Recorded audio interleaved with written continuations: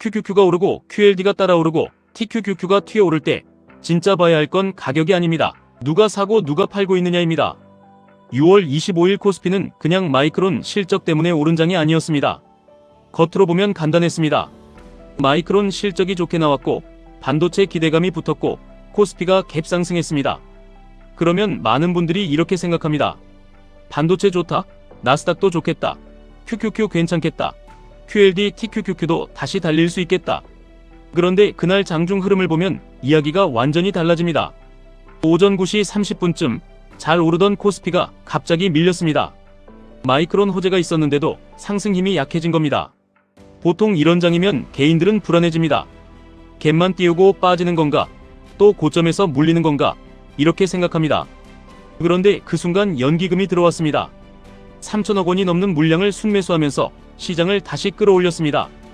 연기금이 사자 시장의 방향이 바뀌었습니다. 그 뒤로 금융투자 자금이 붙고 레버리지 상품 쪽 매수까지 따라오면서 지수가 더 강하게 올라갔습니다. 여기까지만 보면 연기금이 시장을 살린 것처럼 보입니다. 하지만 진짜 핵심은 오후였습니다. 2시 30분쯤 지수가 고점을 찍었을 때 연기금은 그때까지 3,600억 원 넘게 사고 있었습니다. 그런데 마감까지 단 1시간 사이에 그 물량을 거의 다 팔았습니다. 결국 연기금은 순매수가 아니라 순매도에 가깝게 끝났습니다. 이게 무슨 뜻이냐면 시장이 빠질 때 들어와서 방향을 돌리고 지수가 올라간 뒤 높은 가격에서 물량을 정리한 겁니다. 개인 눈에는 강한 장처럼 보였지만 큰돈 입장에서는 팔 기회를 만든 장이었을 수 있습니다. 이 장면이 QQQ, QLD, TQQQ 투자자에게 중요한 이유가 있습니다. 미국 시장도 똑같습니다. QQQ가 오르면 사람들은 이유를 단순하게 해석합니다. AI 좋다, 반도체 좋다, 금리 나온다, 그래서 오른다. 그런데 진짜 중요한 건 상승의 출처입니다. 실적 때문에 오른 건지, 레버리지 수급 때문에 오른 건지, 큰손이 물량을 정리하기 위해 지수를 들어올린 건지 봐야 합니다. 지수는 올랐는데 속은 약할 수 있습니다. 코스피가 바로 그랬습니다. 겉으로는 주가가 강했습니다. 하지만 한국 경제 안쪽을 보면 이상한 장면이 많습니다. 코스피는 빠르게 올랐는데 체감 경기는 좋지 않습니다. 취업자 수는 줄었고 소비도 약하고 투자도 약합니다. 원래 주가가 오르면 사람들이 부자가 된 느낌을 받고 소비를 늘려야 합니다. 주식을 판 돈이 소비로 가고 채권으로 가고 기업 투자로 흘러가야 합니다. 그래야 주가 상승이 경제 상승으로 이어집니다. 그런데 지금은 돈이 주식시장 안에 갇혀 있습니다. 사람들이 돈이 생기면 소비를 늘리는 게 아니라 주식을 더 삽니다. 냉장고 바꿀 돈, 차 바꿀 돈, 여행 갈 돈까지 아껴서 증시에 넣습니다. 그런데 반대로 외국인은 계속 팔고 나갔습니다. 외국인이 판 물량을 개인과 기관이 받아냈습니다. 외국인은 주식을 팔고 달러로 바꿔나가고 국내 돈은 그 빈자리를 메우느라 계속 증시에 묶였습니다. 그래서 이상한 일이 벌어진 겁니다. 주가는 오르는데 실물 경제는 약해지고 증시는 뜨거운데 소비는 식고 지수는 강한데 생활은 더 팍팍해집니다. 이건 QQQ, QLD, TQQQ에서도 똑같이 봐야 합니다. QQQ가 오른다고 내 삶이 갑자기 좋아지는 건 아닙니다. QLD가 오른다고 내 계좌가 안정적인 구조가 되는 것도 아닙니다. TQQQ가 급등한다고 시장의 모든 위험이 사라진 것도 아닙니다. 진짜 무서운 건 주가 상승이 오히려 사람들을 더 공격적으로 만들 때입니다. 한국은행도 신용융자 잔고를 경고했습니다. 신용융자 잔고가 39조 원을 넘어서 역사적으로 높은 수준까지 올라갔습니다. 사람들이 자기 돈만 넣는 게 아니라 빚을 내서 주식을 사고 있다는 뜻입니다. 이때 시장이 계속 오르면 모두가 자신감을 얻습니다. 하지만 한번 흔들리면 반대 매매가 나옵니다. 반대 매매가 나오면 주가는 더 밀리고 밀리면 또 다른 반대 매매가 나옵니다. 그렇게 개인은 시장에서 강제로 퇴출됩니다. 큰손은 버틸 수 있지만 개인은 버티지 못합니다. 그래서 상승장일수록 더 위험한 겁니다.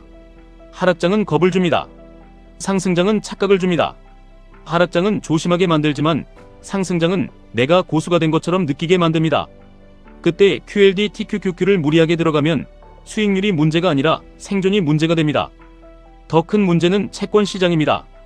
돈이 전부 주식시장으로 몰리면 채권을 사줄 돈이 부족해집니다. 채권을 사줄 돈이 부족하면 금리가 올라갑니다. 작년 5월 한국 10년물 국채금리는 2.7% 수준이었습니다. 그런데 지금은 4.1%를 넘었습니다. 흥미로운 건 미국 10년물 금리는 작년 5월이나 지금이나 비슷한 4.4% 수준이라는 겁니다. 미국 금리가 크게 변해서 한국 금리가 오른 게 아니라 한국 내부에서 채권 시장 돈이 말라가며 금리가 오른 겁니다. 금리가 오르면 가계이자 부담이 커집니다. 기업은 투자를 줄입니다. 특히 약한 기업부터 흔들립니다. 이미 BBB-급 한계 기업 금리는 10%를 넘었습니다. 이건 그냥 숫자가 아닙니다. 기업이 돈을 빌려 버티기 어려워졌다는 뜻입니다. 처음에는 약한 기업만 흔들립니다. 하지만 시간이 지나면 멀쩡한 기업까지 영향을 받습니다. 주식시장은 뜨거운데 기업 자금줄은 말라가는 상황. 이게 오래가면 결국 주식시장도 버티기 어렵습니다. 환율도 문제입니다. 원화 환율은 1540원대까지 올라왔습니다. 17년 만에 매우 높은 수준입니다. 환율이 오르면 예전에는 수출에 도움이 된다고 생각했습니다. 하지만 지금은 다릅니다. 한국이 중국과 가격 경쟁을 하던 시대에는 원화 약세가 수출에 도움이 됐습니다. 하지만 지금은 싼 제품은 중국이 가져갔고 한국은 HBM처럼 기술력이 있는 제품으로 승부해야 합니다. 이런 시대에는 환율이 올라도 수출 물량이 크게 늘어나기 어렵습니다. 오히려 수입 물가가 오르고 생활비가 오르고 기업 원가가 오르고 소비가 더 약해집니다. 그러면 다시 실물 경제가 눌립니다. 결국 지금 한국 시장은 주식, 채권, 환율이 모두 연기금이라는 방패 하나에 기대고 있는 구조입니다. 주식을 안 팔면 증시는 버틸 수 있지만 채권 시장과 금리가 흔들립니다. 주식을 팔면 채권 시장은 도울 수 있지만 증시가 흔들릴 수 있습니다. 환율이 튀면 또 국민연금의 환해지와 외환 대응에 기대게 됩니다. 하나의 방패로 세 방향을 막고 있는 겁니다. 그래서 연기금은 리밸런싱을 해야 합니다. 작년 말 기준으로 초과 보유한 주식 규모가 매우 크고 앞으로 적게는 50조 원, 많게는 140조 원 수준의 주식을 팔아야 할 수 있다는 이야기가 나옵니다. 그런데 1조 원만 팔았다는 소식에도 시장은 크게 흔들렸습니다. 그러니 연기금 입장에서는 조심스럽게 팔 수밖에 없습니다. 시장을 확 무너뜨리면 자신들도 손해입니다.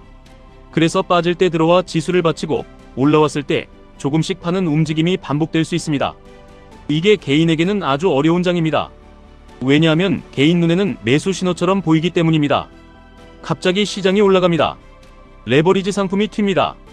반도체가 강합니다. 뉴스는 호재를 말합니다. 그러면 개인은 뒤늦게 들어갑니다. 하지만 큰돈은 그 위에서 팔고 있을 수 있습니다. 이걸 모르면 QQQ에서도 당하고 QLD에서도 당하고 TQQQ에서는 더 크게 당합니다.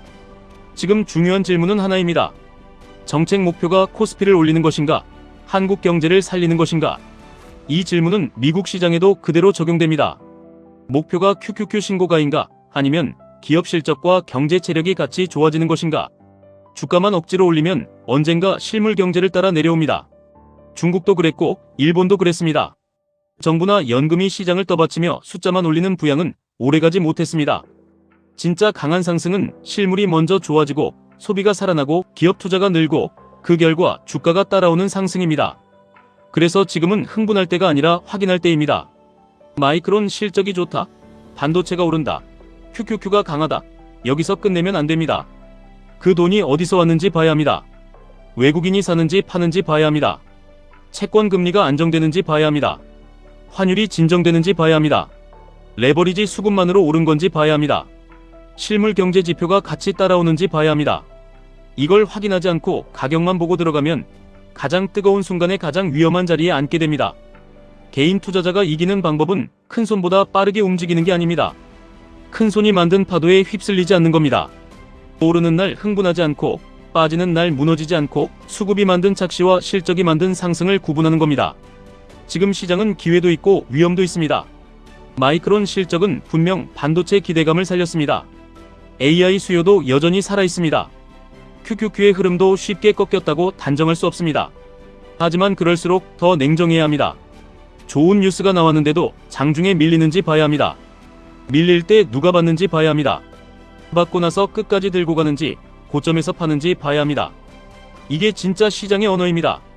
오늘의 결론은 단순합니다. 지수가 오른다고 경제가 살아난 것은 아닙니다.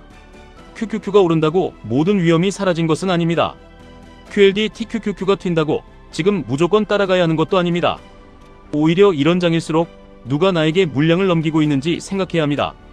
상승장에서는 모두가 돈을 버는 것처럼 보입니다. 하지만 시간이 지나면 알게 됩니다. 누군가는 싼 가격에 사서 비싼 가격에 팔았고 누군가는 비싼 가격에 사서 긴 시간을 버티게 됩니다. 우리는 후자가 되면 안 됩니다. 가족을 위해 투자한다면 더더욱 흥분으로 매수하면 안 됩니다. 계좌를 키우려면 먼저 계좌를 지켜야 합니다. 시장은 매일 열립니다. 오늘 놓쳤다고 끝이 아닙니다. 하지만 고점에서 무리하게 들어가면 다음 기회가 와도 현금이 없고 마음이 무너져서 아무것도 못합니다. 지금 필요한 건 예측이 아니라 해석입니다. 주가를 보는 게 아니라 돈의 이동을 보는 겁니다. 호재를 보는 게 아니라 호재 뒤에서 누가 팔고 있는지 보는 겁니다. QQQ, QLD, TQQQ 투자자는 이걸 놓치면 안 됩니다. 강한 장일수록 더 차갑게 보십시오. 오르는 이유가 건강한지, 돈이 어디서 들어오는지, 금리와 환율이 같이 안정되는지 확인하십시오. 그걸 볼 수 있어야 급등에 속지 않고 진짜 기회를 잡을 수 있습니다. 지금까지 1분 투자 하이젠버그였습니다.